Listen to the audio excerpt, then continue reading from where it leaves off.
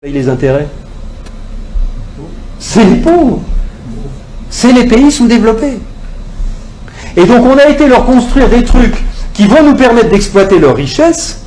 On a eu de la monnaie en plus qu'on a créée nous-mêmes en la faisant passer par les pays pauvres et qui revient chez nous net d'intérêts. Et qui paye la dette, qui paye les intérêts, c'est le pays pauvre. Et ils ont deux solutions. Soit ils empruntent à nouveau le montant des intérêts pour pouvoir nous les rembourser, ce qui double leur dette. C'est pour ça que des fois vous entendez des présidents de pays sous-développés qui disent « Mais c'est pas possible, on l'a déjà payé 15 fois la dette, comment ça se fait qu'il faut qu'on paye encore ?» C'est très bien d'endetter une grosse entreprise dans une capitale, mais le top du top, c'est d'endetter tout un pays d'un coup. Et là, il y a des spécialistes de ça, il y a le Fonds monétaire international, il y a la Banque mondiale, il y a l'OMC, qui ont des individus, des équipes particulières qui vont dans les pays pauvres, en général où on peut trouver des ressources qui sont utiles aux pays riches, des ressources minières, des ressources géologiques, des ressources énergétiques, du pétrole, etc. Et on dit aux dirigeants de ces pays, est-ce que vous savez que vous êtes assis sur des montagnes de profits? Et c'est comme ça que ça marche. On vous prête 15 milliards, sous réserve que vous fassiez travailler nos entreprises, et de toute façon, vous ne pouvez pas faire autrement. Donc, regardez bien ce que ça fait au point de vue monétaire.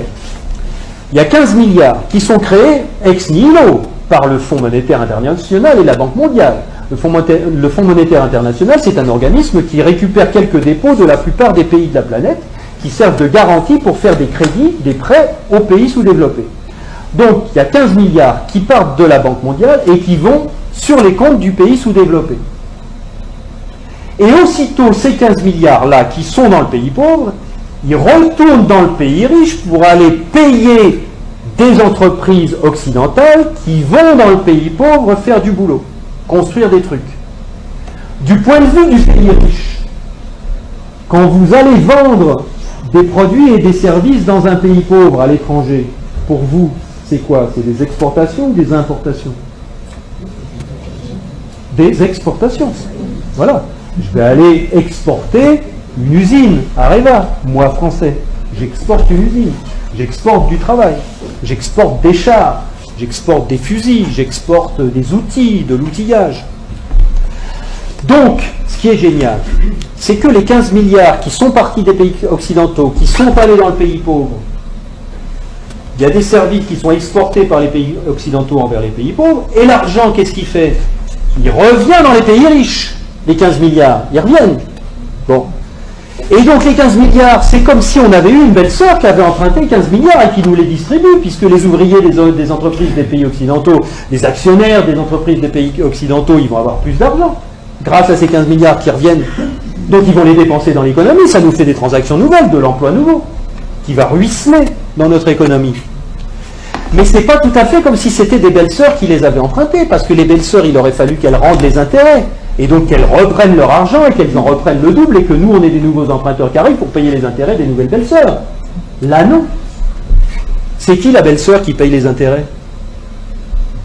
C'est les pauvres. C'est les pays sous-développés. Et donc on a été leur construire des trucs qui vont nous permettre d'exploiter leurs richesses.